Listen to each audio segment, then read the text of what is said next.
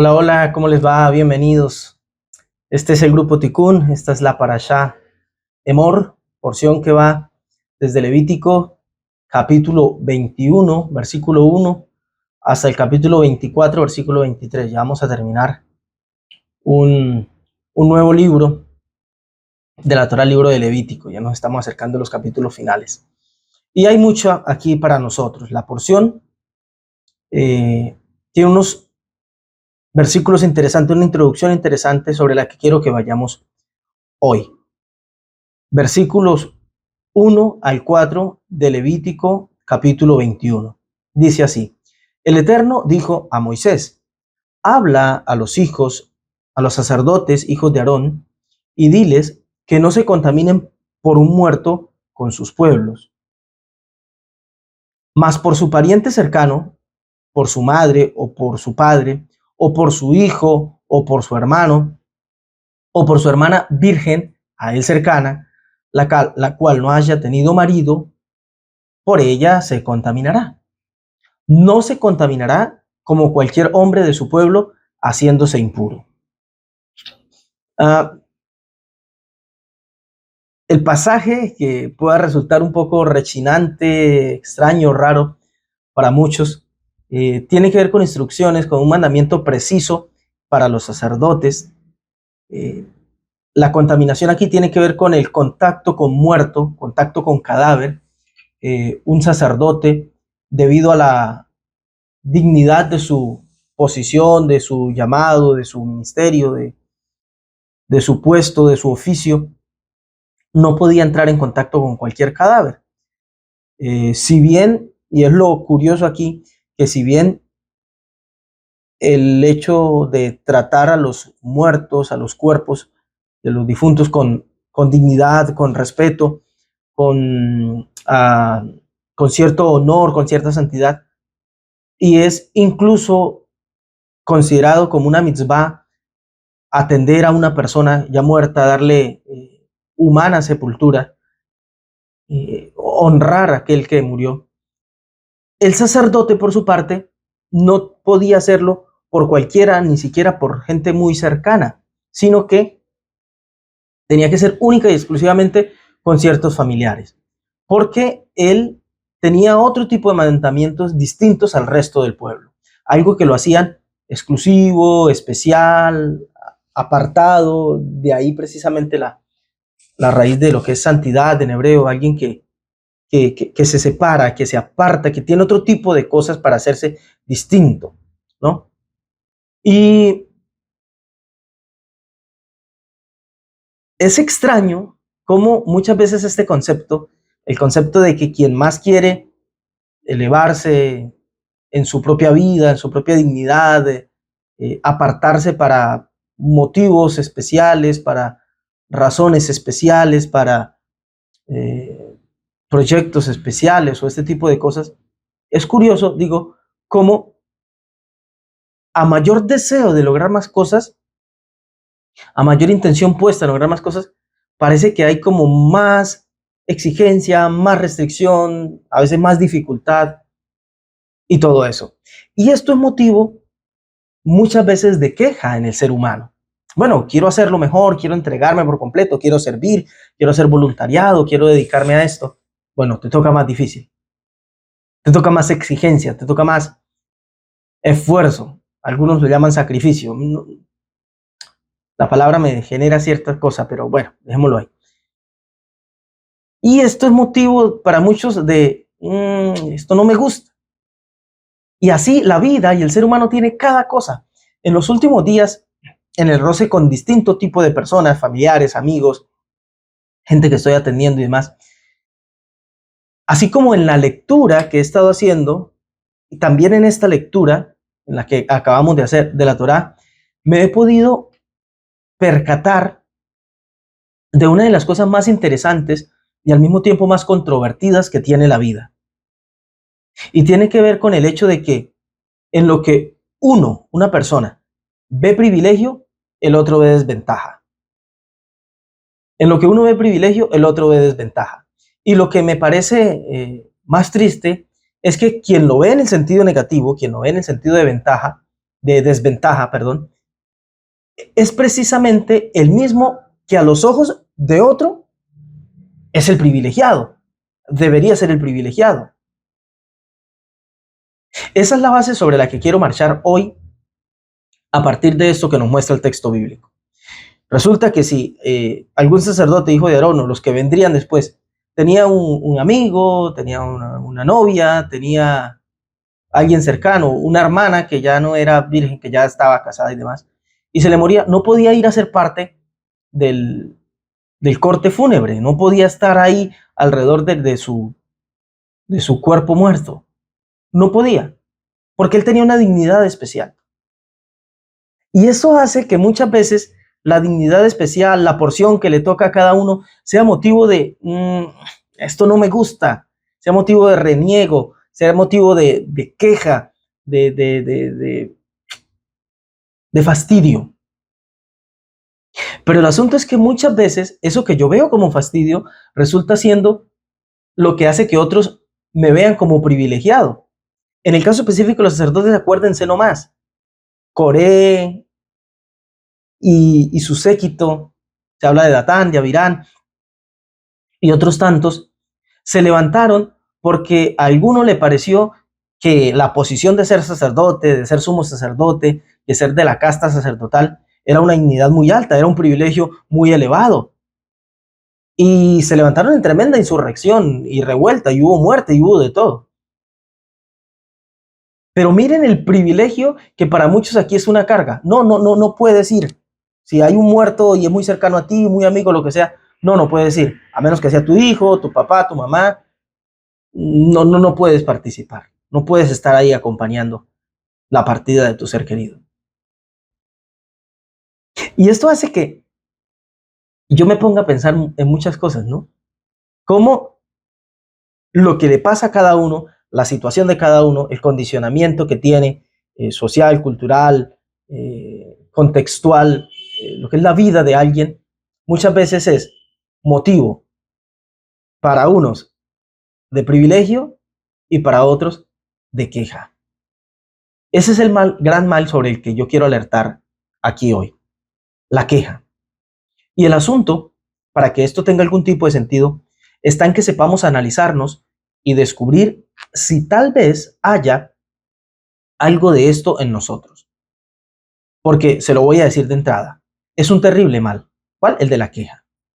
Es un terrible mal con todo el potencial de hacernos mucho daño y de, así, palabra más, palabra menos, echarnos a perder bastante la vida. La queja es algo que puede llegar a echarnos a perder bastante la vida. Y el asunto es que ¿quién no se queja?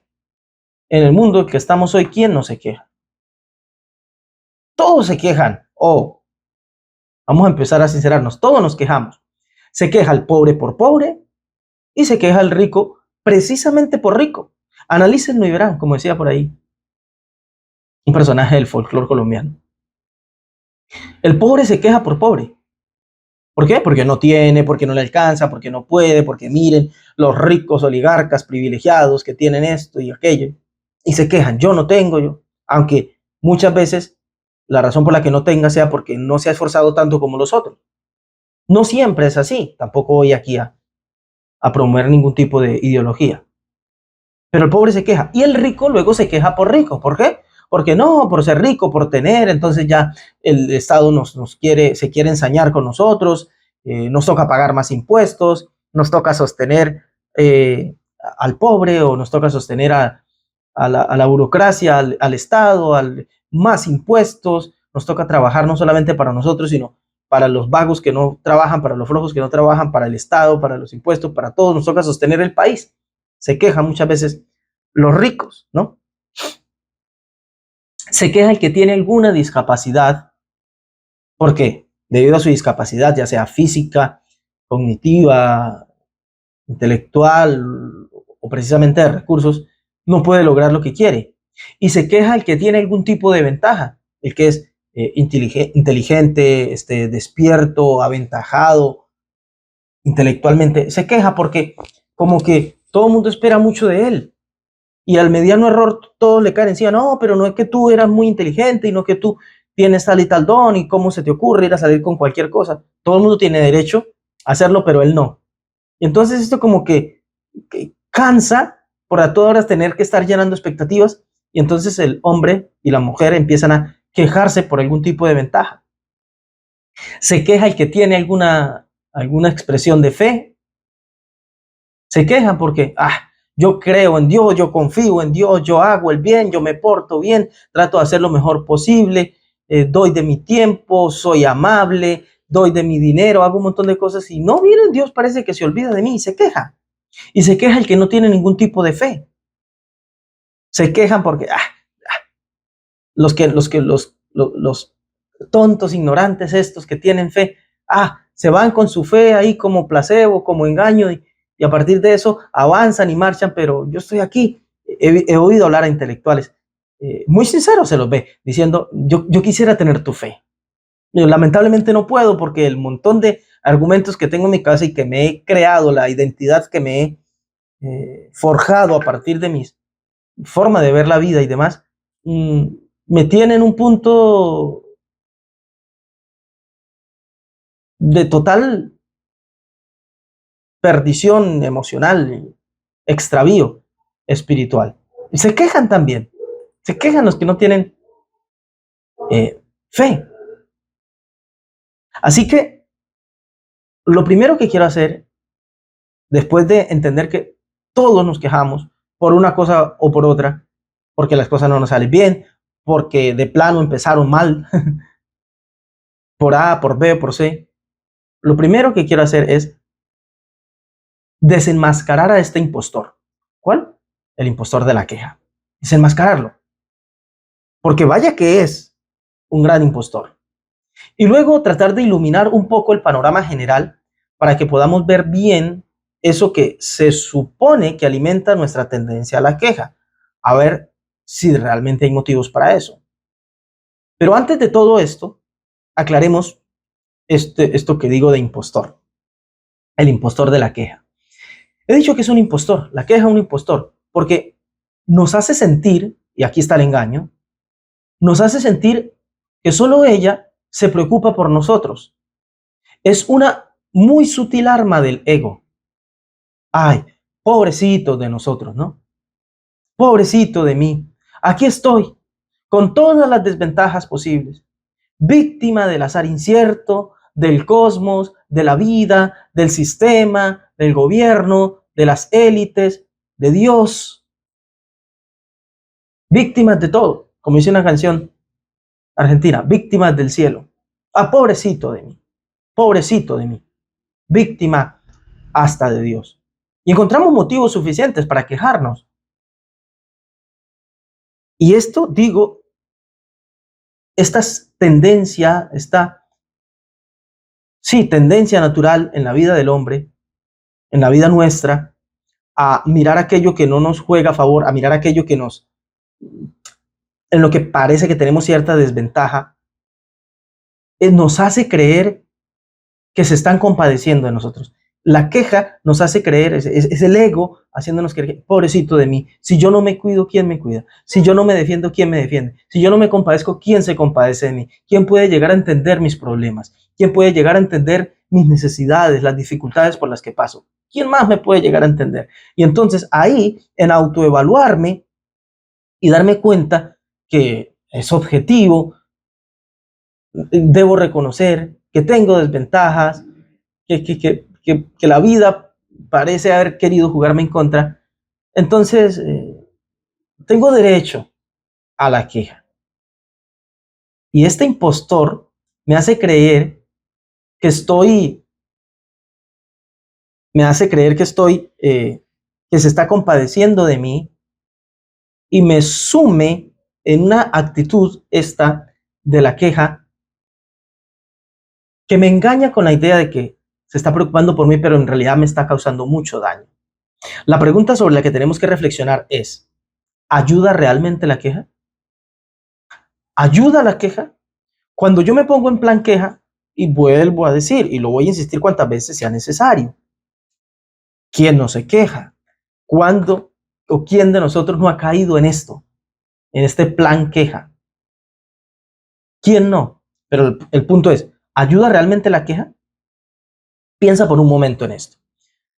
Cuando te quedas pensando para ti mismo en justificar cómo y por qué es injusto eso que te pasa, la queja es esto. Esa es la queja. Reflexionar y luego hablar, expresando para nosotros mismos o para alguien más, o a Dios, o al cosmos, o al universo, o a la vida, o a lo que sea, cuando te quedas pensando en que lo que te pasa es injusto, que tu situación, tu condición, lo que te hacen supuestamente, digo supuestamente porque muchas veces al evaluar bien nadie nos hace nada, pasan cosas en la vida y nos las tomamos personal porque estamos en esta natural tendencia a quejarnos, a resentirnos, a autocompadecernos, o sea, compadecernos de nosotros mismos por lo que me pasa. Pero el punto que quiero que veamos es, cuando nos quedamos pensando para nosotros mismos e intentamos justificar cómo y por qué es injusto eso que nos pasa, nuestra situación, nuestra condición, lo que nos hace, la pregunta es, ¿te levantas de ahí, de tu queja, de autocompasión? ¿Te levantas de ahí con todo el poder necesario para ir a superar cualquiera sea esa situación o condición? Absolutamente no. Cuando nos dejamos llevar por la queja, cuando empezamos a quejarnos, no, pero es que yo nací, mire, nací bien pobre. Nací en medio de unos papás iletrados, ¿cómo se llama? Analfabetos. Nací por allá en un monte. Nací no teniendo nada. Lo curioso es que cuando uno va y escucha las quejas de los ricos, se quejan a pesar de tener todo lo contrario a lo de lo que los pobres se quejan. O el discapacitado, el que no se siente aventajado, el que siente que no tuvo la mejor educación. Estoy en una escuelita allá donde a duras penas le enseñaron a leer y a escribir y el resto le ha tocado defenderse como puede. Bueno, nos quejamos de todo esto, ¿no? Y normalmente cuando nos dejamos llevar por esa sensación, empezamos a quejarnos por esto y por aquello y aquí y allá. Uno no se levanta con, bueno, ya me quejé un rato, ahora voy a vencer todo eso. Se levanta totalmente abatido. Se quedó, se recreó un rato ahí en sus penas y en sus miserias y en queriendo justificar delante de sí y del universo por qué es que no ha hecho nada con su vida, por qué es que todo le ha jugado en contra, y de ahí se levanta totalmente abatido, convencido de que si no ha hecho nada es porque no ha podido, porque todo le ha jugado en contra, y esa es la actitud con la que encara el resto de la vida por delante. Pero es que yo acabo de demostrarme a mí que es justo que no haya hecho nada, que es justo que no me levante, que es justo que esté triste, que es justo que esté abatido, que es justo que esté por el piso. Entonces, tengo derecho a estar así y por lo tanto así me quedo. Tal vez no lo procese así, tal vez no sea lo que quiera, pero es justamente sobre lo que quiero alertar. Esa es la trampa de la queja, que mientras por un lado nos hace creer que se está compadeciendo de nosotros, por el otro nos deja sumidos ahí en la autocompasión y no nos permite levantarnos para una realidad diferente. No es que porque me compadecí y me quejé de mi realidad, entonces ya la superé.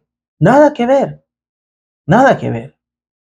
Ahora, y lo que es aún más grave, ¿te has fijado en lo que causa a tu alrededor, en los otros, incluso en las personas que te quieren, esto de la queja?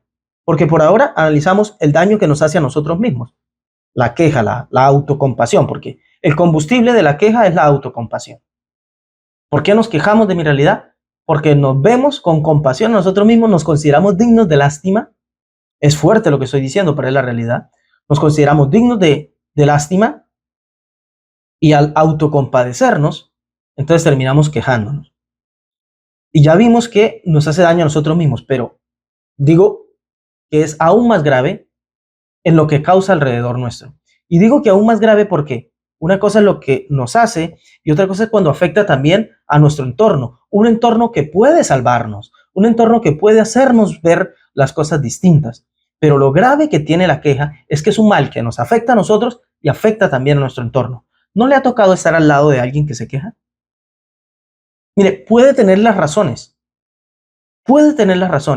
porque tuvo un infortunio, una cosa, este, desagradable, algo que pasó muy incómodo, muy lo que sea, y podemos considerar que hay suficientes motivos en esa persona para, para quejarse. Pero lo podemos escuchar una vez, dos, tres. Si a cada que lo vemos, si a cada que estamos cerca de él, de ella, siempre la queja, siempre el reniego, siempre la autocompasión, esto empieza a ser bastante incómodo. Yo me he percatado de esto. Cuando he estado cerca de gente, familiares, amigos, lo que sea, que siempre tienen una palabra para quejarse, que siempre tienen algo de que quejarse, que si les presenta algo, no, pero es que yo traigo eso porque yo soy menos, yo soy bruto, yo soy bruta, a mí me faltó que me educaran mejor, es que yo siempre he sido flaquito y por eso es que no he podido, yo siempre he sido menos, o yo he sido muy pobre y siempre me ha tocado darle. Estar escuchando siempre eso a otra persona se incomoda. Pues piensen en ustedes mismos, pensemos cada uno en nosotros mismos, que así de incómodo hacemos sentir a alguien cuando todo lo que tenemos para compartirles es nuestra queja, nuestra autocompasión. Yo he visto gente maravillosa, que es gente maravillosa, alejar a las personas más fabulosas porque empiezan con la queja. Yo me examino y digo, me fastidia esta persona, ¿por qué? Pobrecito, está pasando por esto y me doy cuenta que es la queja. Y me doy cuenta luego al observar que a otras personas las aleja. Y me hago el esfuerzo de no alejarme, de quedarme ahí, pero es bastante incómodo, es bastante feo. Suena duro y feo, pero lo he comprobado una y otra vez. La queja, la autocompasión, espanta al que sea. Y una persona que pudiera, debido a su situación, atraer la empatía de otro, convocar la ayuda de otra persona, a unas personas más dispuestas a ayudar al necesitado, cuando ven que ese necesitado solo gira en torno a la queja, se espantan, se van. Hay algo que repele, que el mundo no está hecho así, la vida no está hecha para que vivamos autocompadeciéndonos. Como dijo Borges, citando a Rudyard Kipling en su poema A Deathbed, un lecho de muerte o algo así. Dice, no voy a compadecerme de mí mismo en voz alta. No voy a compadecerme de mí mismo en voz alta. Porque si ya compadecernos de nosotros da lástima, y es que precisamente de eso se trata, cuando nos compadecemos, damos lástima, da pena. Hacerlo en voz alta sí que es la tapa, pues, lo máximo. No podemos hacerlo. Decía Kipling en su poema, algunos mueren en silencio, otros abundan en una fuerte autocompasión. Algunos mueren en silencio, otros abundan en una fuerte autocompasión. Es una realidad de la vida. Cuando nos sentimos agobiados, en desventaja o lo que sea, la tendencia natural es a compadecernos de nosotros. Pero mientras así hacemos y espantamos a todo lo bueno que pueda haber alrededor nuestro y nos dañamos a nosotros mismos, quedándonos ahí sumidos en la miseria, hay otros que mueren en silencio y con gran dignidad. Borges cita esto en una de sus entrevistas en la Universidad de Indiana, ya él muy anciano, unos 80 años, cuando es cuestionado acerca de su biblioteca. Él es cuestionado acerca de su biblioteca y nos regala un panorama por su vida de escritor hasta pasar, no terminar, sino pasar, es muy diferente, hasta pasar por su ceguera. Y es imperdible lo que nos dice. Él dice ahí, por ejemplo, sobrevino como un lento crepúsculo de verano. Yo era director de la Biblioteca Nacional, un hombre de letras. Él se define a sí mismo como un hombre de letras. Dice, y empecé a darme cuenta de que me hallaba rodeado de libros, sin letras. Después mis amigos fueron perdiendo lentamente sus rostros. Estaba poco a poco la ceguera haciendo su efecto. Y luego, un buen día, me di cuenta de que ya no había nadie en el espejo. O sea, se quedó ciego. Empezó poco a poco hasta que se quedó ciego. Pero en esa entrevista donde él dice esto, cuando está hablando y empieza como el público a empatizar con él, un hombre que despertaba mucha empatía por la brillantez de sus reflexiones, entonces dice, pero ya está, no voy a compadecerme de mí mismo en voz alta. Y cita a Kipling, es increíble. Pero a lo que yo iba era el punto del efecto que causa sobre otros nuestra actitud constante de queja. Se pueden empatizar con nosotros si manifiesto mi dificultad. Es que me tuvieron que operar. Es que caí una bancarrota. Es que perdí la familia. Es que, qué sé yo, cualquier pérdida, ¿no? Nací pobre. No tuve educación superior o lo que sea. Alguien puede llegar a sentir empatía por nosotros, sentirse identificado. Pero dele con el asunto, espantamos a cualquiera. Entonces, estas son las razones por las que le digo que la queja es un gran impostor, es un gran timador, se viste de interés por nosotros, es un ropaje, una máscara que usa el ego para vestirse de compasión hacia nosotros y finalmente termina hundiéndonos en la miseria, restregándonos la miseria y encarcelándonos ahí, y lo peor, alejando a todo lo bueno que pueda haber a nuestro alrededor y que nos pueda eventualmente de verdad ayudar a salir de ahí. Nos lo espanta porque nadie quiere estar al lado de una persona quejumbrosa.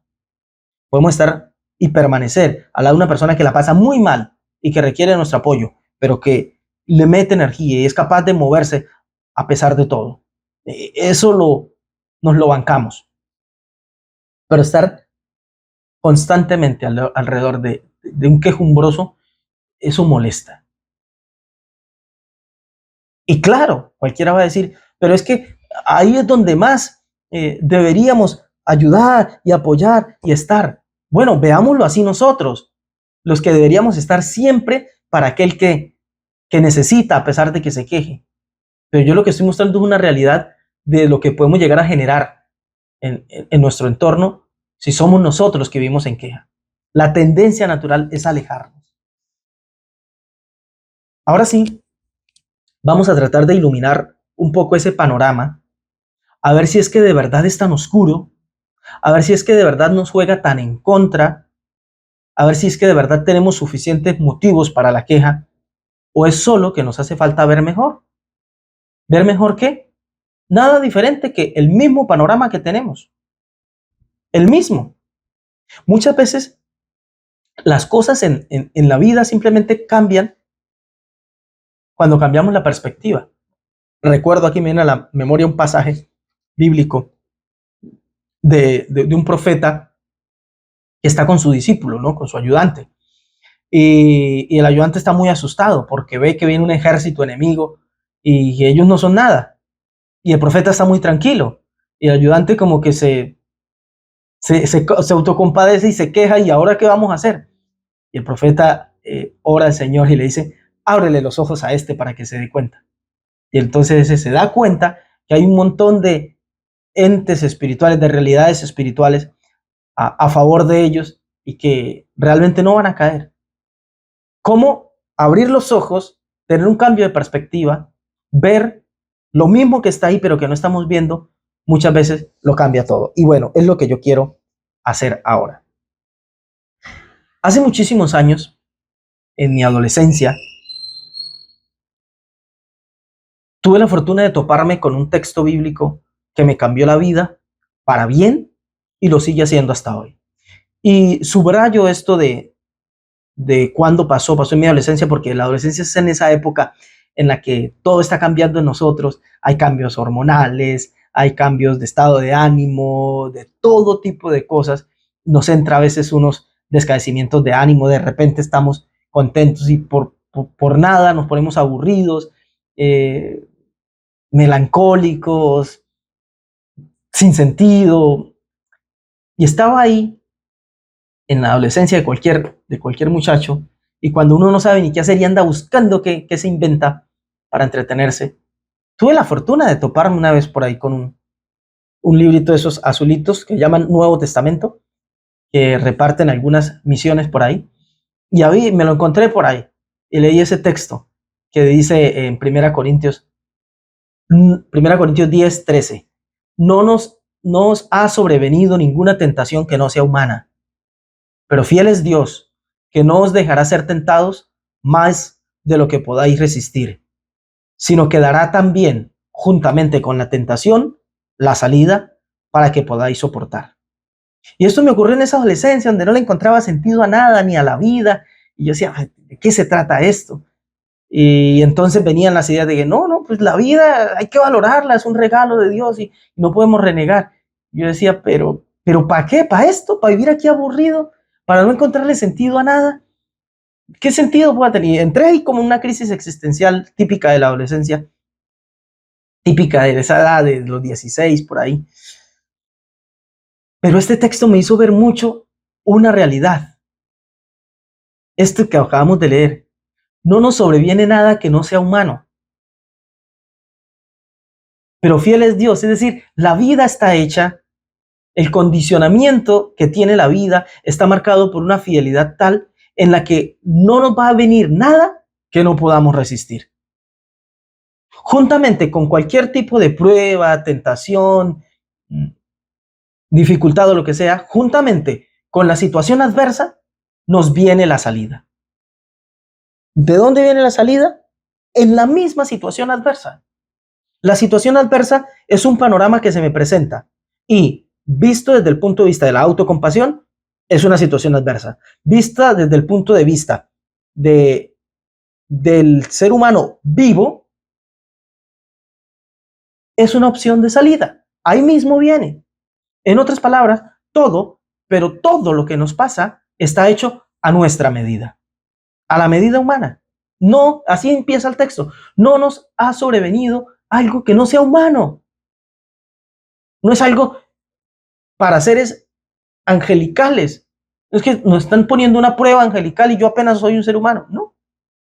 Toda prueba, toda cosa que natural de la vida, que debido al contexto en que yo lo estoy pasando, se me convierte en prueba, tentación, adversidad o lo que sea, todo eso está hecho, ya el mundo está configurado así, no es que esto se le salió de las manos al que lo organizó, al que lo hizo, la vida está hecha así, para que lo que sea que pase, lleva en sí mismo un potencial de salida, para que yo pueda soportar la dificultad y salir adelante a pesar de lo que sea, e incluso las cosas más feas. Las que nos ponen a prueba, las que nos hacen tambalear, las que parecen estar diseñadas justo para hacernos caer. No, no están hechas para hacernos caer, sino que están hechas justo a nuestra medida, de donde sale nuestro título, el título del mensaje, a tu medida. Están hechas a nuestra medida, a una medida que pueda sacar lo mejor de nosotros. Sin esto no creceríamos. Cuando somos niños y uno de niño no piensa sexualmente, pero empieza el cuerpo a cambiar, empiezan los cambios hormonales, químicos y todo esto propio y natural del hombre y de la mujer, empiezan sensaciones, ¿no? Y empiezan a surgir ciertos tipos de tentaciones. ¿Por qué tentación? Porque, bueno, hay una tendencia natural donde el cuerpo como que nos parece pedirnos satisfacer ciertos apetitos.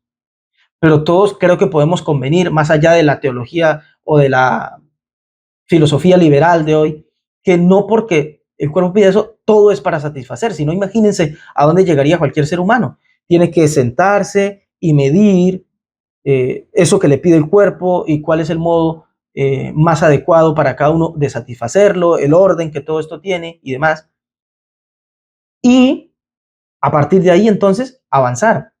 ¿Qué sería de nosotros sin esta capacidad de medir lo que nos pasa y de poder sortearlo?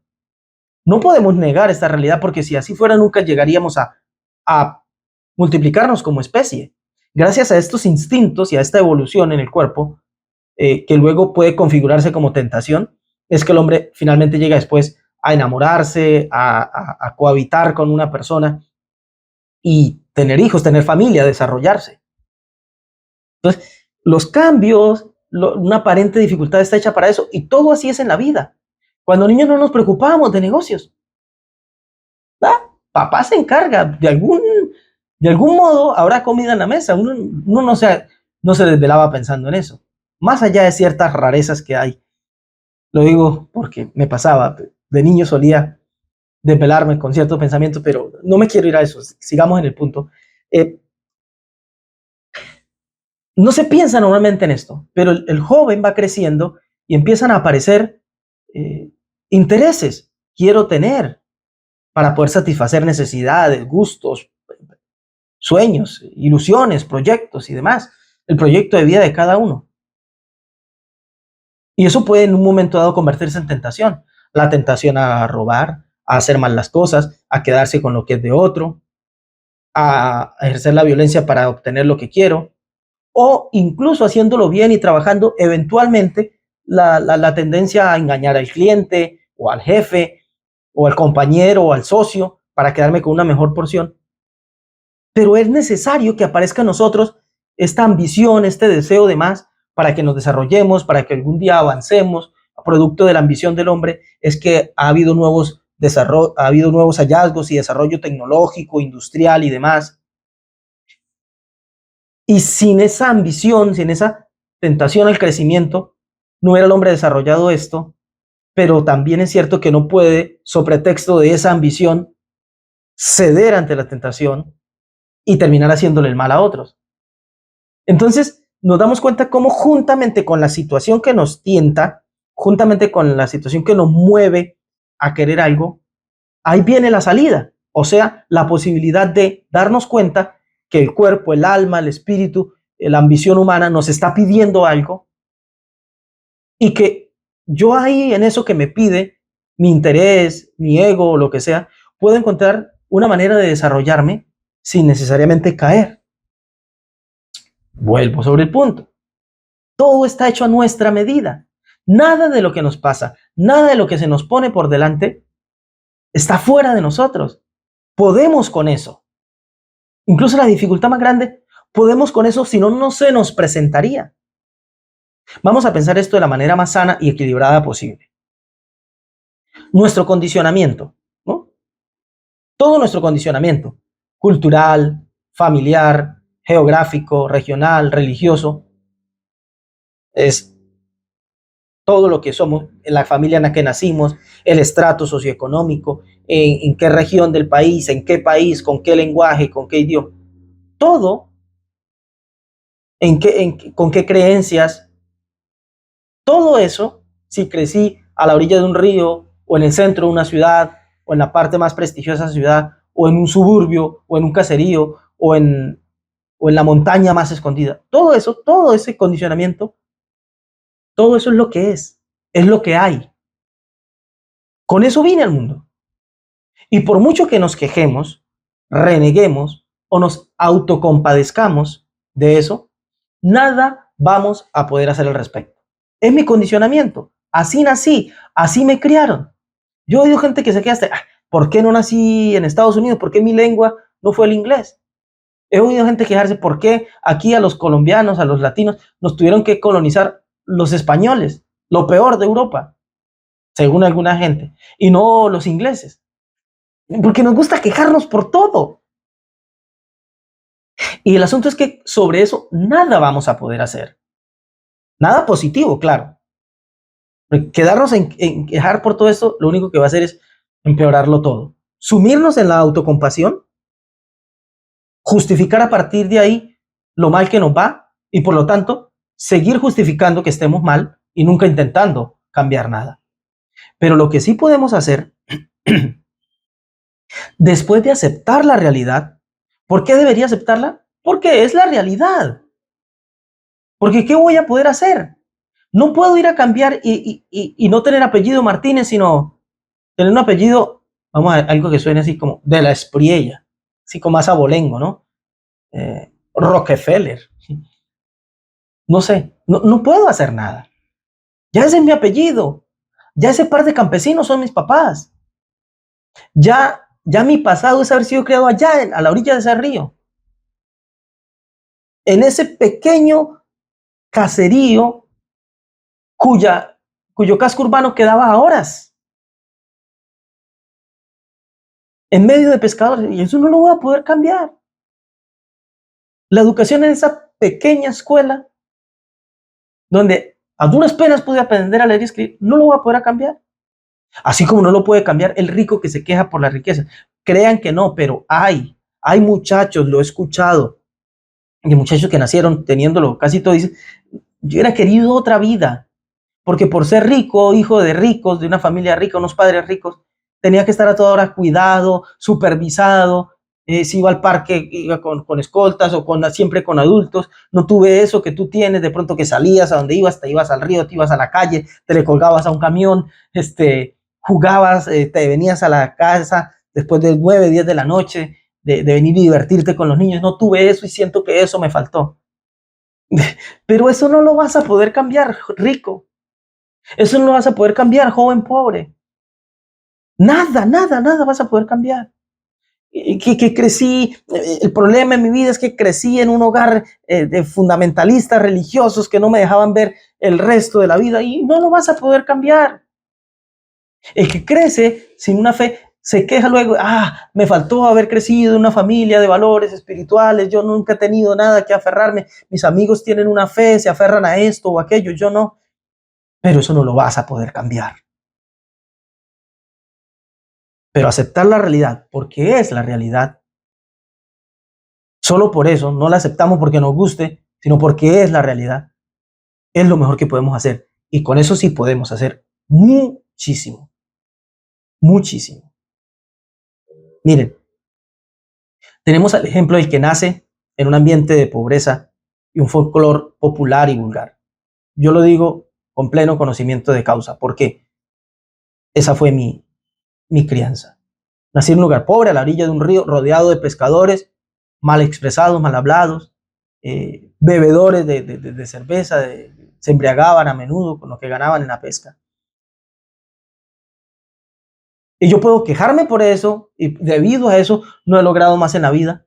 O puedo ver que eso está hecho a mi medida. ¿Por qué? Porque ¿sabe qué tiene esa gente? Eran iletrados, nunca se daban cuenta porque estaban en ese mismo contexto. No es que les hacía falta hablar muy fino, muy refinado, ¿no? Listo, comían de lo que producía el río, tanto el pez como lo que se sembraba en las islas, yuca, plátano y lo que fuera, papaya. Y bebían el fin de semana cerveza. Y eso que pudiera ser considerado negativo, tiene algo de positivo. Con muy poco se contentaban. No andaban persiguiendo las grandes felicidades producto de las grandes adquisiciones. Son gente que sabe valorar lo mínimo y con muy poco se sienten realmente bien. Entonces, si lo que yo necesito en la vida es aprender a valorar lo importante, lo esencial, puedo ver ese entorno en el que crecí como algo que me crió haciéndome saber que lo esencial es suficiente para ser feliz. Ahora, si siento que mi vida me pide más y más, pues precisamente puedo usar ese pasado en el que crecí para darme cuenta que eso es lo que no quiero y dedicarme a trascender eso, a esforzarme por salir de ahí, por no hablar como el resto de los que hablan ahí, por no quedarme con la poca educación que todos los que estaban ahí tenían. Y ya encontré un motivo, ya encontré algo que superar. Pero lo acepto, no reniego ni me quejo. Está el ejemplo del que nace en un ambiente, como decía, religioso cualquiera, y luego descubre lo otro. Yo puedo quejarme porque, mire, esta religión me sesgó y me cegó de ver toda la abundancia de vida que hay por solo verlo con esos límites, o puedo reconocer que el que tiene ahí eso firme y fue creado así, desarrolló identidad. Y luego va a ir y va a descubrir y va a aprender y a ver muchas cosas, pero no va a andar de aquí para allá buscando nada porque es una persona que supo tener identidad. Y luego que descubro todo lo otro, va a ser fantástico, porque todo eso otro viene y me agrega, y yo tengo una identidad, y voy formando la identidad, y voy acrecentando la identidad, pero nunca me voy a sentir en ningún momento perdido, cosa que sí pasa con el que solo reniega, y busca aquí, busca allá, y busca acá, y la mayoría de veces se siente perdido. Y no hay peor cosa que sentirnos así, perdidos, extraviados en la vida. Está el ejemplo del que nace en la ignorancia, y después se da cuenta del mundo del conocimiento. Yo puedo renegar porque crecí en la ignorancia, la falta de educación, no tuve acceso a literatura, buenos libros, con dificultad medio puedo firmar el nombre, lo que sea, y quejarme por eso y achacarle a eso mi falta de superación, o puedo tomar eso como una ventaja. Hay dos formas de verlo. Primera, eso es lo que no quiero ser. No quiero rodearme de esa ignorancia. Quiero ser diferente. Quiero tomar el conocimiento. Quiero a partir de ahí y de descubrir lo lindo que es el conocimiento, vivir una vida de felicidad por el conocimiento en sí. Eso es algo que no tiene el que nació entre las letras. El que es hijo de un intelectual y todo el tiempo tuvo a su disposición las más grandes bibliotecas y todos los conocimientos posibles y con qué sostener el adquirir esos conocimientos. Pero como nació en eso, no quiere eso. ¿O acaso todos los hijos de los premios Nobel son igual de literatos, igual de científicos, igual de grandes lumbreras mentales? No. Muchas veces van a buscar refugio en drogas y en todo tipo de distracciones porque crecieron rodeados de eso y eso no les gustó. Les hastió. Así que yo puedo usar a mi favor el haber nacido en la ignorancia. O sea, le puedo seguir poniendo ejemplos, pero la conclusión es clara. Nada logra quien se queja, sin importar su realidad. Sin importar su realidad, nadie logra quien se queja. ¿Quién es el que logra? Logra quien intenta hacer algo con esa realidad que está hecha a su medida. Esa realidad está hecha a su medida. Suena duro, nos aterriza demasiado, casi de golpe, pero la realidad en la que vivimos está hecha a nuestra medida. Como dijo Borges, me considero, en lo personal, un discípulo del pasado, de todo el pasado. Y eso somos, fundamentalmente eso somos, aunque a algunos nos cuesta reconocerlo. Somos discípulos del pasado. El pasado nos ha formado.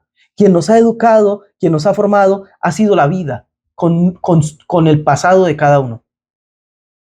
No importa si nos ha educado con los grandes maestros que nuestros papás pagaron para darnos, o con la calle, con la universidad de la vida, con las calles de nuestros pueblos, ciudades, o con los montes que nos criaron y nos educaron y nos formaron para ser hoy lo que somos.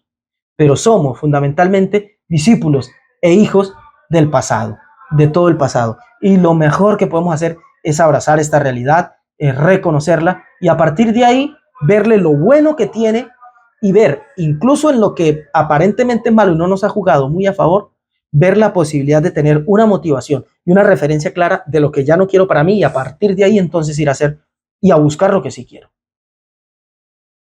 El pasado nos forma, las raíces nos dan estructura y podemos fluir con ella. Crecer a partir de ahí, o por qué no, cambiarlo, mudarlo, reformarnos, trascender a partir de la mejora de eso que no combina con nuestras ambiciones. Ya esto no me satisface, quiero otra cosa. Bueno, a partir de ahí voy a intentar crecer, voy a trascender mi realidad. Pero no queriendo acabar siempre con la estructura, porque rompemos la raíz, rompemos la estructura y nos rompemos nosotros. Ese es el grande mal de la autocompasión y de la queja. Rompes lo que te ha hecho, rompes la medida a la cual estás hecha y te rompes tú. Tú puedes tumbar el tronco de un árbol. Si las raíces quedan en tierra, el árbol vuelve y retoña. Pero ve y acaba con la cepa del árbol, con las raíces. El árbol se viene abajo. Entonces no intentes acabar con la raíz. Es la que es. Y a partir de ahí puedes talarla, puedes podarla y puedes llegar a injertarle un montón de cosas para que sea algo distinto. Pero la queja te destruye.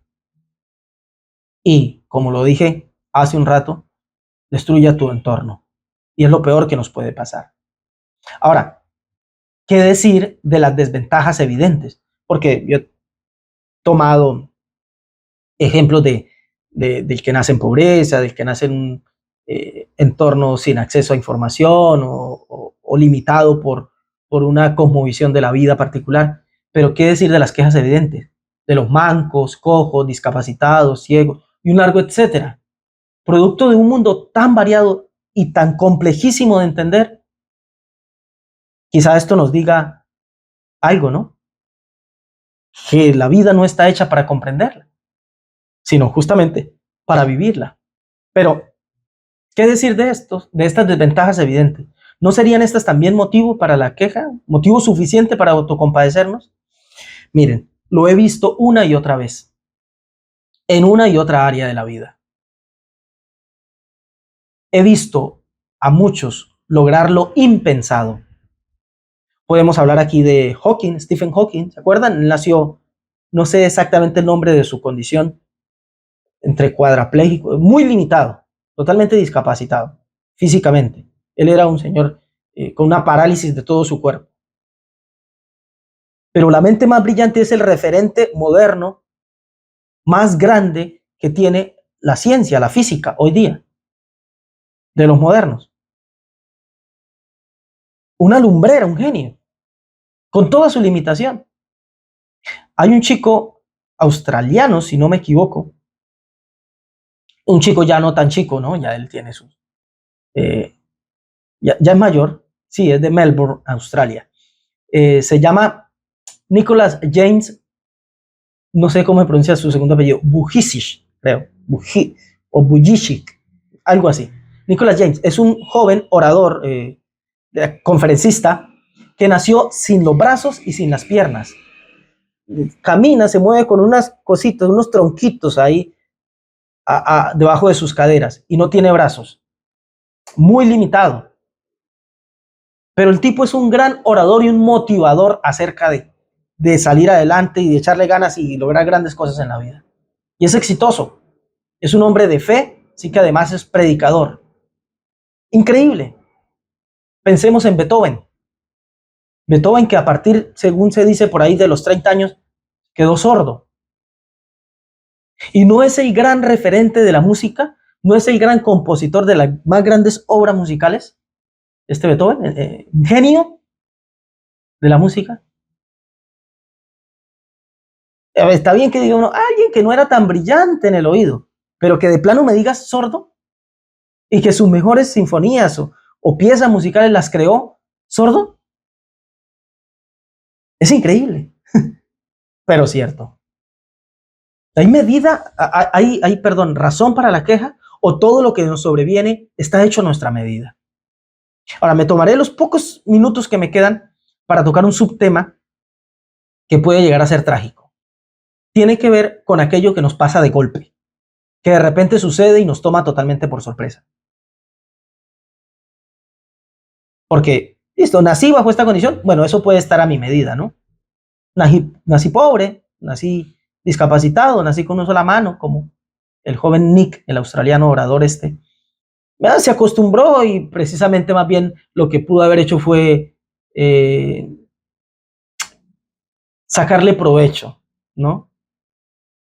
Sacarle réditos a su condición y la monetizó. Monetizó su condición y le sacó provecho económico. Pudiéramos decir eso. Pero ¿qué de esas cosas que nos pasan? ¿Qué de esas situaciones en las que yo estaba bien, Hasbe Shalom, pero un accidente y me partí las piernas? Me quedé sin brazos. ¿Puedo decir que eso también está hecho a mi medida, acaso? Bueno, de eso quiero hablar aquí en 2 minutos. Sobre eso quiero decir que aún ahí, aún en las situaciones más inesperadas, podemos decir que están hechas a nuestra medida. Es difícil, lo sé, pero podemos decir que están hechas a nuestra medida. El texto que leímos de Corintios, ese que le dije que me cambió la vida en la adolescencia, dice, no nos ha sobrevenido ninguna tentación que no sea humana, pero fiel es Dios, que no nos dejará ser tentados más de lo que podéis resistir, sino que dará también juntamente con la tentación la salida para que podáis soportar. Es decir, en medio de lo que estemos viendo, cualquier cosa que nos sobreviene en el devenir de la vida y que nos pueda generar la tentación a renunciar, la tentación a no querer vivir, la tentación a desfallecer, eso no es algo fuera de lo humano, sino que cada situación que se presenta en el devenir viene junto con ella una opción de salida para soportar. Y fíjense que en el contexto, o sea, 2 versículos atrás, de lo que Pablo le viene hablando aquí a los corintios, según se presume Pablo en la tradición, de lo que les viene hablando es de justamente el pueblo de Israel que sale de Egipto y van atravesando y de repente les sobreviene en el devenir una situación en donde no hay comida, no hay agua y lo que pasa es motivo de tentación. Y no solo ellos se ven tentados a hacer el mal, sino que tientan a Dios, reniegan, se quejan, murmuran. Eso dice 1 Corintios 10:9. No tentemos al Señor como alguien, como también algunos de ellos le tentaron y perecieron por las serpientes. O sea, los mordió la serpiente de la queja. Empezaron a morirse, a desfallecer cuando empezaron a autocompadecerse y a quejarse. Dice el versículo 10, ni murmuréis, la queja, como algunos de ellos murmuraron y perecieron por el destructor. Es que este es el gran destructor de nuestras vidas, la autocompasión y la posterior queja. Aunque no, pero es que yo venía bien y de repente me pasa eso, ¿cómo no me voy a quejar? ¿Cómo podrían estar a nuestra medida o nosotros a la medida de esas desagradables sorpresas? Voy por la vida y de repente ciego, voy por la vida y de repente viudo, voy por la vida y de repente huérfano, se me murió, se me fue, voy por la vida y de repente fracaso, bancarrota. ¿Cómo voy a decir que eso está a la medida? Pues al mirar atrás, cada pequeña caída, cada pequeño tropiezo, desaire, desilusión, decepción, frustración, todo eso que hemos experimentado a lo largo de la vida nos ha debido ir formando a la medida de lo que hoy somos, a la medida de lo que hoy se nos puede presentar. No se nos presenta, recuerden el texto de Corintios, no se nos presenta nada que no sea humano. Sí, hay cosas que se nos presentan que parece cortarnos el hilo de nuestra carrera. Íbamos bien, afiladitos en la ruta. Y eso que pasó nos desvió del camino que habíamos prefigurado, nos cortó las alas, nos lesionó los pies. Y ahora toca cambiar, y ahora toca ver qué hago, y ahora... Pero para eso estamos aquí. Para eso estamos aquí. Eso es lo que responde Borges a un entrevistador que se excusa porque le hace una pregunta y las respuestas de Borges lo hacen ir, y no termina de hacer la pregunta. Entonces él se excusa y dice, lo siento porque perdí el hilo. Le dice Borges, no pasa nada con perder el hilo. Para eso estamos aquí. Vivimos perdiendo el hilo.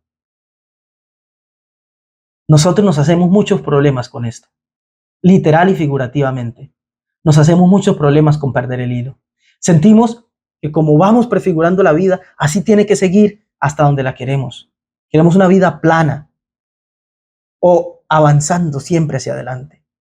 Y creemos que si por un momento dado hay que bajar, hay que caer, se nos salió de las manos, no es lo que yo quería, no sé qué hacer, no veo posibilidad. Ahora, ¿qué voy a hacer con esto?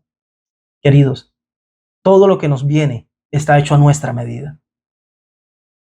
No hay problemas con perder el hilo. Estamos aquí para eso, para experimentarlo todo, como se nos presente. Nombramos una pequeña lista de personas, ¿no? Stephen Hawking, él nació así. Nicholas James, él nació sin brazos y sin piernas. Pero ¿qué de Beethoven? Él sabía lo que era tocar con oído. Y a partir de los 30 se queda sordo, aproximadamente. Habrá quien me corrija, no sé. No me interesa aquí la exactitud. Pero en la marcha de su carrera él queda sordo. Y a partir de ahí, no solo que siguió componiendo, sino que logró sus composiciones más brillantes. Esto no lo detuvo. Y es algo que le pasó.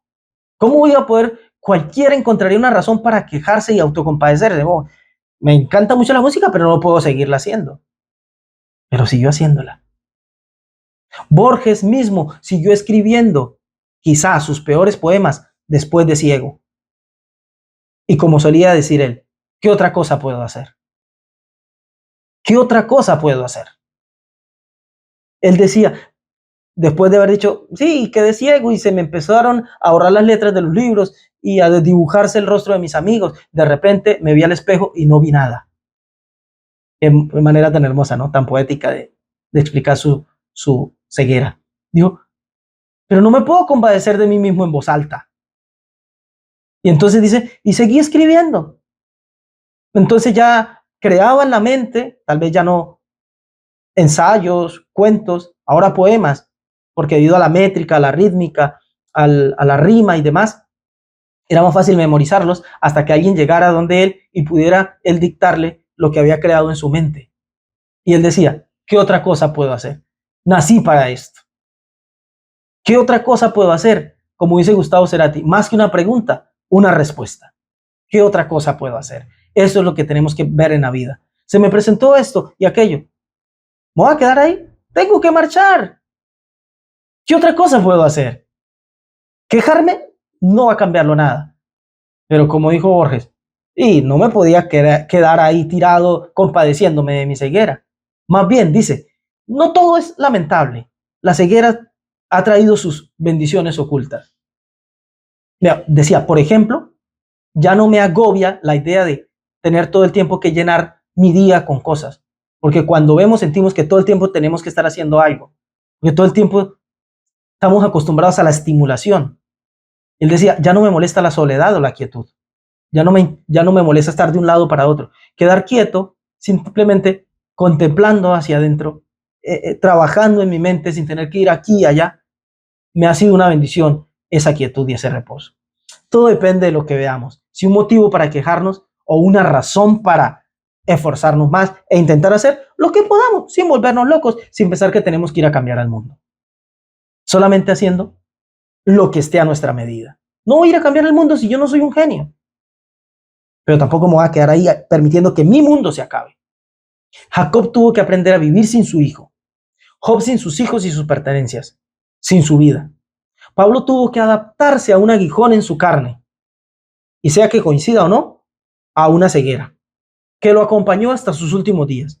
Y grandes cartas surgieron de ese viejo Pablo, que dijo que había descubierto una tremenda fortaleza en su debilidad. No sé cuál dificultad o debilidad te está presentando la vida. No te voy a decir las razones por qué, no, que Dios te la envía, por eso no te voy a llenar de contentillos.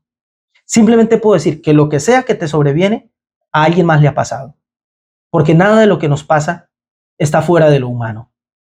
Y vamos a poder hacer mucho si lo aceptamos y avanzamos a partir de ahí.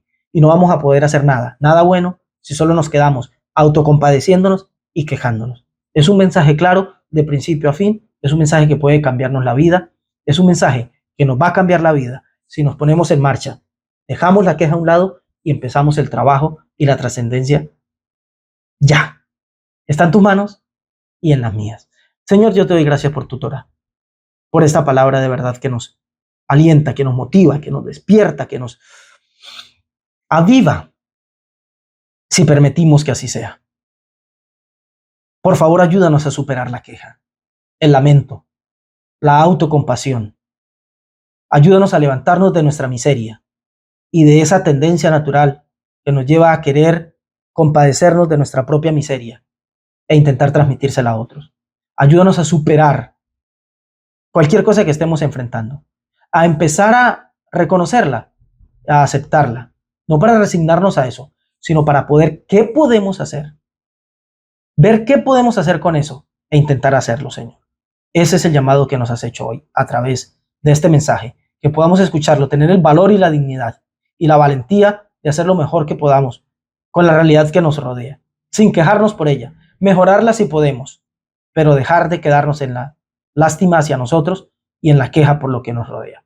Gracias, Señor, porque nos llamas a ser valientes y no aceptarás menos de nosotros, porque somos tus hijos y nos has hecho así, valientes, con la capacidad de ser valientes y de trascender lo que sea. Por eso te doy gracias. Amén y amén. Baruch Hashem. Bendito sea Dios por esta palabra, por esta Torah. Y ustedes siempre por estar y escuchar y querer aprender. Cuídense mucho. Nos vemos en la próxima. Shavua Tov.